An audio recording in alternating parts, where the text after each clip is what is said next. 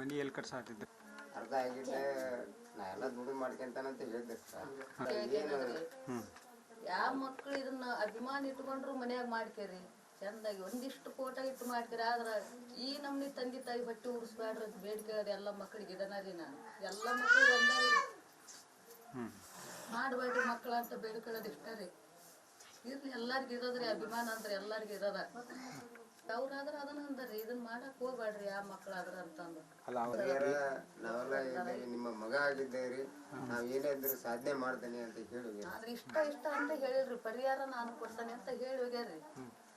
ಒಂದು 2 ಲಕ್ಷ ರೂಪಾಯಿ ಅಂತ ಕೊಟ್ಟು ಹೋಗ್ಯಾರ ಸರ್. ಅದು ಈಗ ನಮ್ಗೆ ಗಂಡ ಹೆಂಡತಿ ಮಕ್ಕಳಿಗೆ ಇದು ಊಟಕ್ಕೆ ಕೊಟ್ಟಂಗೆ ರೀ ಸರ್. ಈಗ ನನ್ನ ಮಗ ಏನು ಸತ್ತನಲ್ರಿ, ಅವೊಂದು ಹೆಸರು ಬೇಕ್ರಿ ಸರ್. ಅವನ ಹೆಸರಲ್ಲೇ ನಮ್ಗೆ ಒಂದು 2 ಎಕರೆ ಹೊಲನಾರಾದ್ರೂ ನಮ್ಮ ಮಗನ ಹೆಸರಲ್ಲಿ ಮಾಡಿದ್ರೆ ಒಂದು ಹೆಸರು ಉಳ್ತೈತೆ ರೀ ನನ್ನ ಮಗಂದು. ಈಗ ಅದನ್ನ ತೊಗೊಂಡು ಏನು ಮಾಡೋಕ್ರಿ? ಈಗ ನಾವು ಒಂದು ಮಗನ ಕಟ್ಕೊಂಡು ಹೆಂಡತಿ ಕಟ್ಕೊಂಡು 2 ಲಕ್ಷ ರೂಪಾಯಿ ತಿಂದು ಆಗಿ ಮಾಡಿಬಿಡ್ತಾರೆ ಸರ್. ಈಗ ನನ್ನ ಮಗ ಒಂದು ಮನೆ ಕಟ್ಟಿಸ್ಬೇಕು ಅನ್ನೋದು ಒಂದು ತಲೆಯಾಗಿತ್ತು ರೀ. ಮತ್ತು ಅಲ್ಲಿಂದ ಏನು ಬೇಕು ಅದನ್ನು ನಾವು ಮಾಡಬೇಕು. ನಮ್ಮ ತಮ್ಮನ್ನ ನಾನು ಶಾಲೆ ಕಲಿಸ್ಬೇಕು, ನಾವು ಓದಿಸ್ಬೇಕು, ಏನೇ ಇದ್ರೂ ನಾ ದುಡ್ದು ಮಾಡಬೇಕು, ಡಂಬರ್ನಾಗ ದುಡ್ದು ಮಾಡಬೇಕು ಅನ್ನೋದು ಇತ್ತು ರೀ ಸರ್. ಅದ ಹೋಗಿಬಿಟ್ಟೈತೆ ರೀ ಸರ್. ಈಗ ಅದ ಹೋಗಿಂದಾಗ ನಾ ಏನು ಮಾಡ್ರಿ ಸರ್, ಅವನ ಹೆಸರಂತೂ ನನಗೆ ಬೇಕಂತ ಬೇಡ್ಕೊಂತೇನೆ ಸರ್. ಅವಾಗೊಂದು 2 ಎಕರೆ ಅವನ ಹೆಸರಲ್ಲಿ 2 ಎಕರೆ ಹೊಲ ಆತಂದ್ರೆ ಸರ್, ಅವನ ಹೆಸರು ಅಂತಕ್ಕದ್ದು ನನ್ನ ಮಗ ಅಂತಕ್ಕದ್ದು ನಾನು ಉಳಿಸ್ಕೊಂಡು ಹೋಗ್ಬೇಕಂತ ಮಾಡಿದ್ದೇನೆ ರೀ ಸರ್. ನಾನು ಮಾತಾಡ್ಸಿದ್ರಿ, ಧೈರ್ಯ ಹೇಳಿದ್ರು, ಮತ್ತು 2 ಲಕ್ಷ ರೂಪಾಯಿ ಚೆಕ್ ಕೊಟ್ಟು ಹೋದ್ರಿ ಸರ. ಮತ್ತು ಇದಾತಂದ್ರೆ ನೀವು ಧೈರ್ಯ ತೊಗೋರಿ, ನಾವು ಅದೇವಿ ನಿಮ್ಮಿಂದ ಅಂತ ಹೇಳಿದ್ರಿ. ಇಲ್ಲ ಮಾತ್ರ ಹಿಂಗೆ ಆಗೈತೆ ಅಂತ ಹೇಳಿದ್ರು ಸರ. 2 ಲಕ್ಷ ರೂಪಾಯಿ ರೀ ಸರ್. ಎಷ್ಟ ಕೊಟ್ರಿ ಏನು ಮಾಡ್ಬೇಕ್ರಿ? ಅದನ್ನ ತೊಗೊಂಡು ಮಗನ ಹೋಗ್ಬಿಟ್ಟಾನ, ಬಂಗಾರದಂತ ಮಗನ ಹೋಗ್ಬಿಟ್ಟಾನ, ದುಡ್ದು ಹಾಕ ಮಗನ.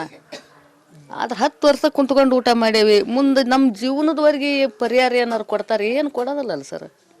ಈಗಿನ ಮೆಟ್ಟಿಗೆ ಅಷ್ಟ ಸಂತೋಷಕ್ಕೆ ಏನು ಮಾಡಿದ್ರಿ? ಅವನ ಹೆಸರಿನ ಮೇಲೆ ಕುತ್ಕೊಂಡು ಒಂದಿಷ್ಟು ದಿನ ಊಟ ಮಾಡ್ತೇವೆ. ಆಮೇಲೆ ನಮಗೆ ಬಿಡುಗಡೆ ಇಲ್ಲ. ನೋಡ್ರಿ ಇದನ್ನು ಮನೆ ನೋಡ್ರಿ, ಇದನ್ನೆಲ್ಲ ಇಂಥದ್ರಾಗ ಮಗ ಅರ್ಧ ಮಾಡಿ ಮನೆ ಬಿಟ್ಟು ಹೋಗ್ಯಾನ.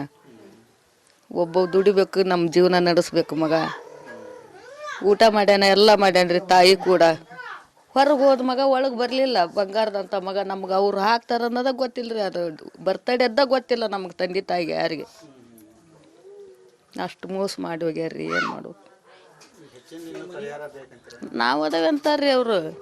ಅದ್ರ ಮ್ಯಾಗ ನಮ್ಗೆ ಕೇಳಕ್ಕೆ ದಾರಿ ರೀ. ಹಂಗ್ರೆ ನಾವು ಅದಾವೆ ನಿಮ್ಮ ಬೆನ್ನಿಂದ ಏನೋ ಕಡಿ ಇದು ಬಂದ್ರು ನಮ್ಮನ್ನ ಕೇಳ್ರಿ ಅಂತ ಹೇಳ್ತಾರ್ರಿ.